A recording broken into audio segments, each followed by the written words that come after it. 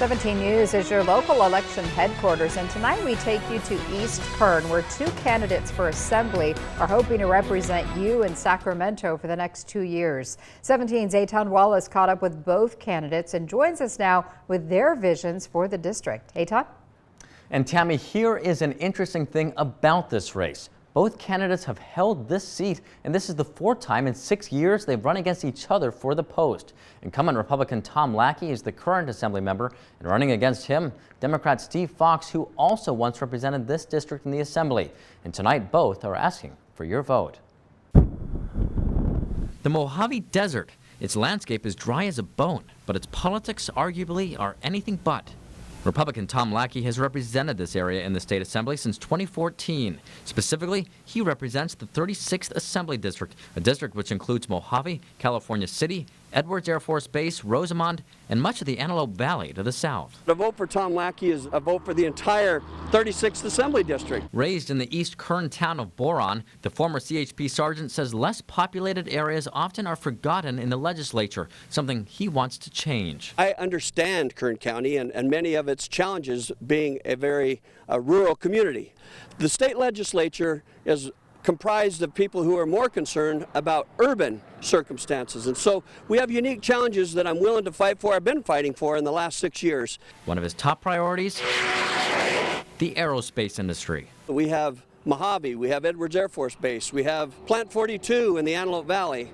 And what we have done is we have brought together participants and the Aerospace Research Institute, and we want to build that cohesive and unique nature that we have, the synergy that exists here between the military, private industry. We also work very, very diligently with those partners to build and continue to maintain aerospace success. Running against Lackey, Democrat Steve Fox. Vote for who represents your interests, who can get things done for you. Fox served this district in the Assembly from 2012 to 2014 until he was unseated by Lackey. Every election since, Fox, the Democrat, has run, but the Republican Lackey came out victorious in this district, which has more registered Democrats than Republicans.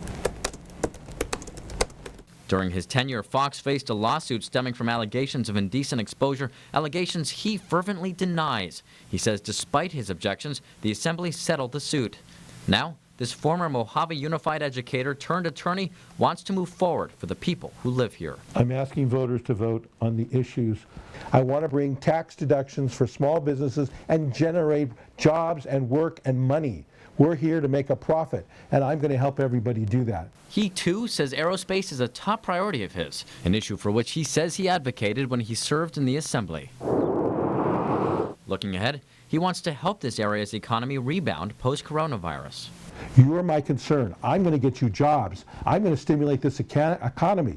Give me a shot to go back up there, and I'm ready to get more done. I don't represent a political party. I represent you.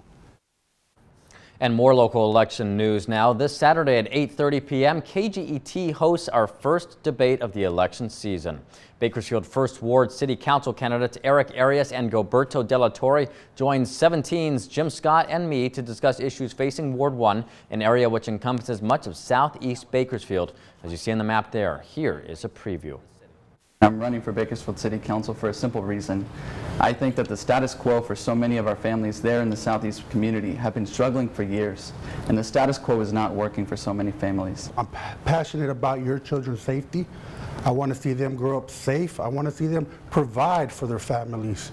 I want to be the man, City Council Ward 1, who's there for you, holds my hand out, shakes your hand, and betters the community.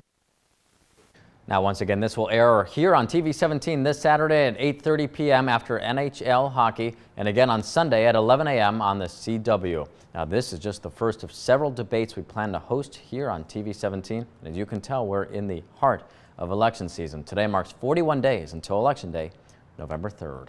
In studio, Eitan Wallace, 17 News. All right, Eitan, thanks.